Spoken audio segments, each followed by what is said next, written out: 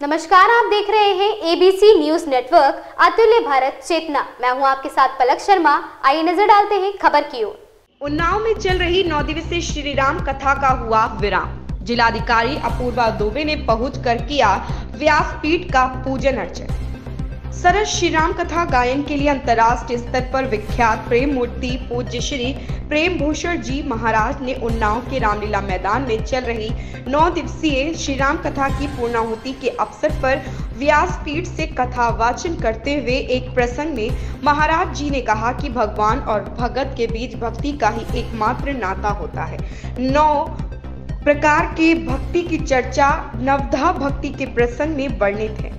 इसमें से कोई भी एक भक्ति पथ को पकड़ करके मनुष्य अपना जीवन संवार सकता है। भगवान और सत्कर्मों में जिसकी जितनी श्रद्धा होती है उतना ही हमारा कल्याण भी होता है। श्री राम कथा गायन के माध्यम से भारतीय और पूरी दुनिया के सनातन समाज में अलग जगाने के लिए सुप्रसिद्ध कथावाचक प्रेम भूषण जी महाराज ने उन्नाव में श्री राम कथा की पूर्णाहुति करने के क्रम में कहा कि मनुष्य को संसार की चर्चा और चिंता करने से पहले स्वयं के बारे में विचार करने की आवश्यकता है।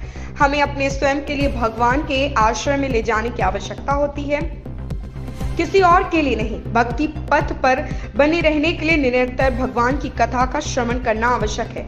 केवल जगदीश में रमने से ही कल्याण होगा। पूज्य श्री ने कहा कि गुरु बनाया नहीं जा सकता है, गुरु तत्व की उपस्थिति से गुरु होते हैं। हम गुरु की शरण में जाते हैं। मंत्र दीक्षा उसी से ले लो जिसका मार्गदर्शन लेने आप जा सको। दीक्षा एक ऐसा संस्कार है जिससे मनुष्य जीवन में चैतन्यता आ जाती है। सत्य साक्षात और कड़वा है और कड़वा ही फायदेमंद होता है, इसलिए सत्य सुनने का अभ्यास करना चाहिए। सत्य श्रेष्ठ है जिससे झूठ सदा घबराते हैं। महाराज जी ने श्री राम कथा गायन के क्रम में सुंदरकांड, लंका कांड और श्री राम राज्याभिषेक से जुड़े प्रसंगों का गायन करते हुए कहा कि अगर अपने जीवन को में पछतावे से बचना है तो मन में जैसे ही कोई शुभ संकल्प आता है, सत्कर्म का संकल्प आता है, तो उसे तुरंत पूरा करने के उद्यम में लग जाना चाहिए। संकल्प यदि दृढ़ हो तो भगवान स्वयं उसे पूरा कराने में मदद करते हैं, लेकिन अगर संकल्प में भी कोई चतुराई रखता है तो ऐसे व्यक्ति को बाद में भुगतना भी पड़ता है। किसी भी सत्कर्म अथवा परमार्थ के कार्य को कभी भी टालने का प्रयास ना करें। मनुष्य सोचता है कि सब व्यवस्थित हो जाएगा तो फिर मैं वैसा करूंगा, लेकिन ऐसा सोचने वालों के पास बाद में ना समय रहता है ना उसके शरीर की स्थिति रहती है जिससे कि वह तीर्थाटन और भ्रमण आदि का कार्यक्रम बना सके। उन्होंने कहा कि जो भगवान नाम का कीर्तन करते हैं और भगवत भक्ति में रंगे होते हैं उन्हें कभी बुढ़ापा नहीं आता। आज कथा और भगवतकार में युवाओं की रुचि बढ़ रही है, या खुशी की बात है।